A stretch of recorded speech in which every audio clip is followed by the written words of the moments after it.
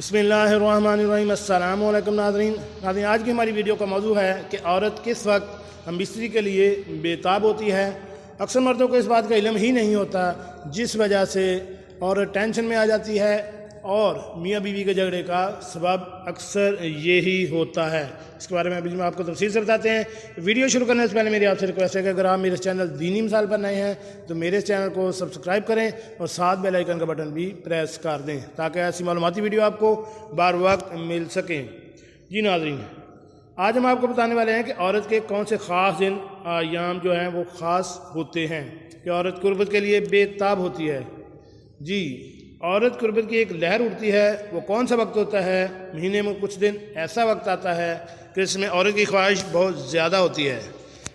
اس صورت میں مرد کو چاہیے کہ ایسے وقت کو سمجھنے کی کوشش کرے اور اس وقت خواہش وہ ضرور پورا کیا کرے۔ اس سے محبت بھی بڑھے گی اور لطف بھی خوب آئے گا اور دونوں کو سکون بھی آئے گا اور محبت میں اضافہ ہوگا۔ جس میاں بیوی میں یہ تعلق کمزور ہوگا تو اس میں ہمیشہ لڑائی جھگڑے وغیرہ رہتے ہیں، تو وہ عام لوگوں سے شکایت کرتے ہیں کہ ہمارے گھر میں جھگڑا رہتا ہے، اس میں اصل مقصد پورا نہیں ہوتا، یا تو کبھی مرد کا پورا نہیں یا عورت کا قربت میں لطف انداز نہیں ہو پاتے۔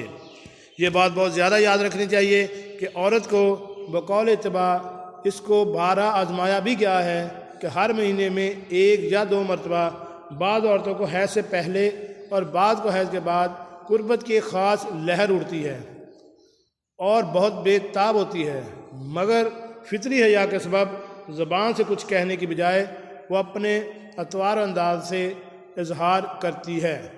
عورت پر حیا بہت زیادہ غالب ہے، اپنی زبان سے کچھ نہیں کہہ سکتی لیکن اپنی کیفیات سے اپنے انداز کچھ ایسے کام کرتی۔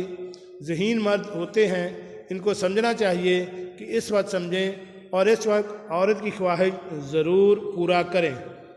اس سے ان دونوں کے درمیان محبت بڑھے گی اور دونوں کو لطف، سکون اور خوشی بھی بڑھے گی۔ ایسے اوقات کو ضائع کر کے ان کی شہوت ٹھنڈی ہونے پر اس کو چلنا وہ پھر عام بات ہو جاتی ہے۔ یہ حقیقتاً ایسی بات ہے کہ اس حالات میں میاں بیوی دونوں کو ایک دوسرے کو سمجھنا چاہیے۔ ہم نے آپ کو بتا دیا کہ اکثر ایک دوسرے شکایت کرتے رہتے ہیں، پھر ایک دوسرے سے گلے شکوے کے سبب گھر ٹوٹ جاتے ہیں۔